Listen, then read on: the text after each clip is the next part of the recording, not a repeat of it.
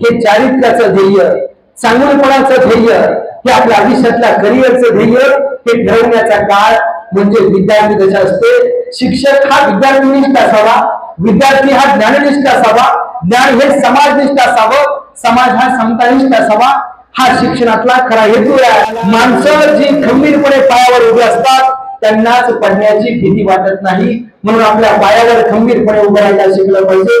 तुकोबरायांचं प्रमाण आहे, ज्याची खरी सेवा त्याच्या भय काय जीवा।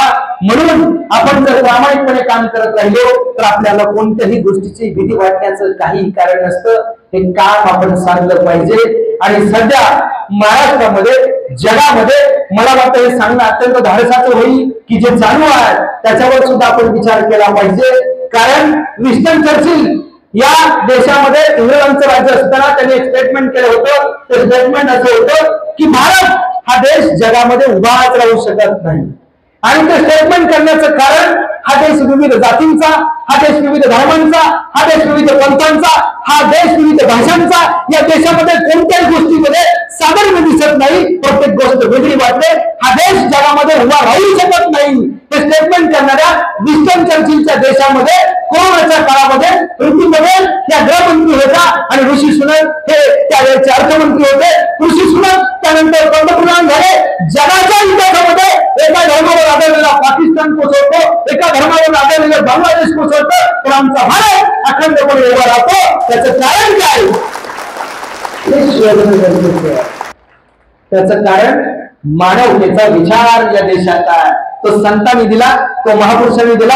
हे विश्वचे माझे घर ऐसी मती ज्याचे स्थिर सांगणारे ज्ञानोबा आहे आणि तुकोबा आहे। भेदाच्या विरुद्ध वागणारे संत महात्मे या मातीत जन्माला आले, म्हणून हा देश आजही इतर देशांपेक्षा अग्रेसर आहे। त्या देशातले आपण नागरिक आहोत। भारत म्हणजे तेज आणि रथ म्हणजे रम्मान झालेला, तेजाचा तपस्वीचा रम्मान झालेला या जगातला सर्वात सुंदर देश म्हणजे आमचा भारत आहे। त्या भारताच्या नागरिक आहोत। ही बाब आमच्या कायम जर लक्षात राहिली तर आमचं कोणतंही पाऊल कधी चुकत नाही।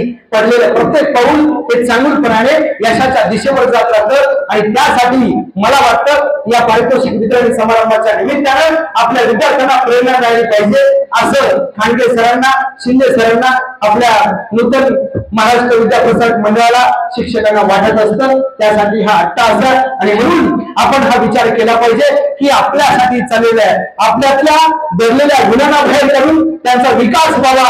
ही प्रामाणिक काम करणारे शिक्षक आहे आणि त्या शिक्षकांना पालकांची सोबत मिळणं, त्यांची युती होणं ही सुद्धा काळाची गरज आहे। पुढच्या काळामध्ये इथे काही पालक उपस्थित आहे, पण पालक म्हणजे नुसतं जन्माला घालणं, आईबाप होणं याचा अर्थ पालक नसतो। पालक या शब्दाचा अर्थ सुद्धा वेगळा।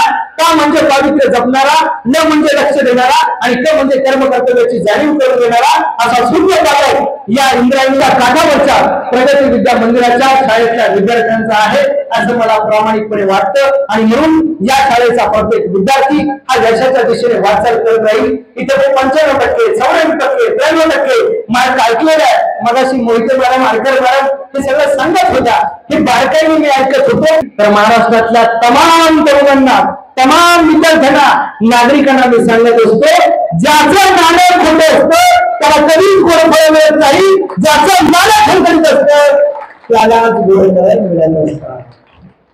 म्हणून नूतन महाराष्ट्र विद्याप्रसारक मंडळाच्या शैक्षणिक संकुलामध्ये जेवढे जेवढे विद्यार्थी आहेत ते खणखणीत नाण्यासारखे घडावे हा दृष्टिकोन समोर ठेवून संस्था काम करते।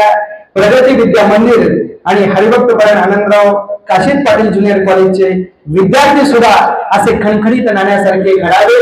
म्हणून आमदार साहेबांनी मगाशी बाळासाहेब बेगडे यांनी सुद्धा त्या मुलांची आवर्जून नावं घेतली, त्यांना इथं प्रचारण केलं, त्यांना स्वतःच्या हाताने सन्मानित केलं। ज्या ज्या मुलांना इथं पारितोषिक मिळणार त्या सगळ्या मुलांचं मी अभिनंदन करतो। आणि ज्यांना ज्यांना पारितोषिकाच्या यादीमध्ये आपलं नाव नाही असं वाटतं अशा सगळ्या विद्यार्थ्यांना सांगतो की संधी आयुष्यात येत असते, त्या संधीचं सोनं केलं की मग आयुष्यात येणारी संधी आपण घेतली आहे याचं ठाम निश्चित आपल्याला होते। भविष्यात तुम्हाला संधी आहे, त्या संधीचा प्रवेश, त्या संधीमध्ये सहभागी होण्यासाठी स्पर्धा, मगाशी मी सांगितलं की कॉम्पिटिशन, चॅलेंज आणि चेंज या आयुष्याची 3 सूत्र जगाच्या कोणत्याही कोपऱ्यात गेला तरी ती यशस्वी ठरण्याचं गमत काय, ते यश लाभण्यासाठी आपल्या सर्वांना शुभेच्छा देतो. पुन्हा एकदा या स्नेह संमेलनाला पारितोषिक वितरण समारंभाला मनापासून शुभेच्छा देतो. संस्थेचं मनापासून कौतुक करतो, धन्यवाद देतो की शिक्षक तळमळीने काम करतात. त्या सर्व शिक्षकांना, हे विद्यादान करणारे सर्व अध्यापक प्राध्यापक यांनाही शुभेच्छा देतो आणि विद्यार्थ्यांच्या भावी वाटचालीस शुभेच्छा चिंतितो. जय हिंद, जय भारत.